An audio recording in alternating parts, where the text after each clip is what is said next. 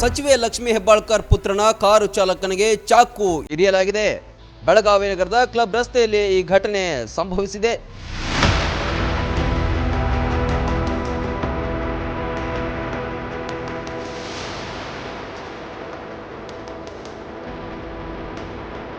ಹೆಬ್ಬಾಳ್ಕರ್ ಪುತ್ರ ಮೃಣಾಲ್ ಹೆಬ್ಬಾಳ್ಕರ್ ಕಾರು ಚಾಲಕ ಬಸವಂತ ಮೇಲೆ ದಾಳಿಯಾಗಿದೆ.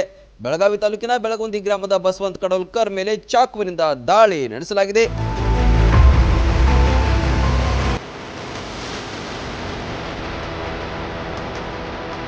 ಕಾರ್ ನಿಲ್ಲಿಸಿ ಕೆಳಗೆ ನಿಂತಿದ್ದವನ ಮೇಲೆ ದಾಳಿ ಮಾಡಿದ್ದಾರೆ. ಬೈಕ್ ಮೇಲೆ ಬಂದು ಇಬ್ಬರು ದುಷ್ಕರ್ಮಿಗಳು ಈ ಕೃತ್ಯ ಎಸಗಿದ್ದಾರೆ. ಎದೆ, ಭುಜ, ತೊಡೆ ಸೇರಿ 4 ಕಡೆ ಚಾಕುವಿನಿಂದ ಇರಿದು ಹತ್ಯೆ ಯತ್ನವನ್ನ ಮಾಡಿದ್ದಾರೆ.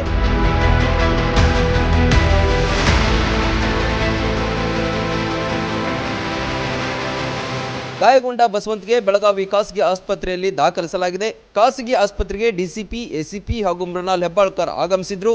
ಬೆಳಗಾವಿಯ ಕ್ಯಾಂಪ್ ಪೊಲೀಸ್ ಠಾಣಾ ವ್ಯಾಪ್ತಿಯಲ್ಲಿ ಈ ಹತ್ಯೆಯ ಯತ್ನ ನಡೆದಿದೆ.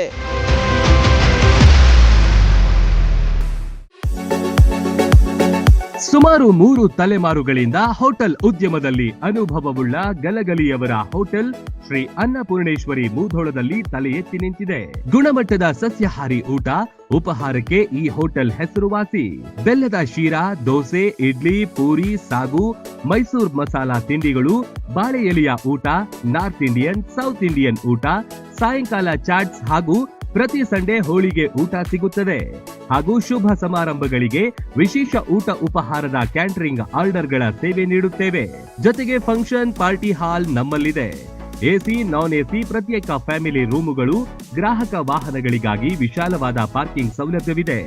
ಕುಟುಂಬ ಸಮೇತರಾಗಿ ಭೇಟಿ ನೀಡಿ ನಮ್ಮ ಆತಿಥ್ಯ ಸ್ವೀಕರಿಸಿ.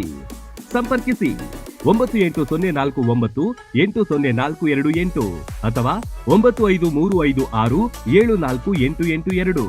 ಸ್ಥಳ ಜೀರಗಾಳ ಬೈಪಾಸ್ ಹತ್ತಿರ, ಲೋಕಾಪುರ ರೋಡ್, ಮೂಧೋಳ.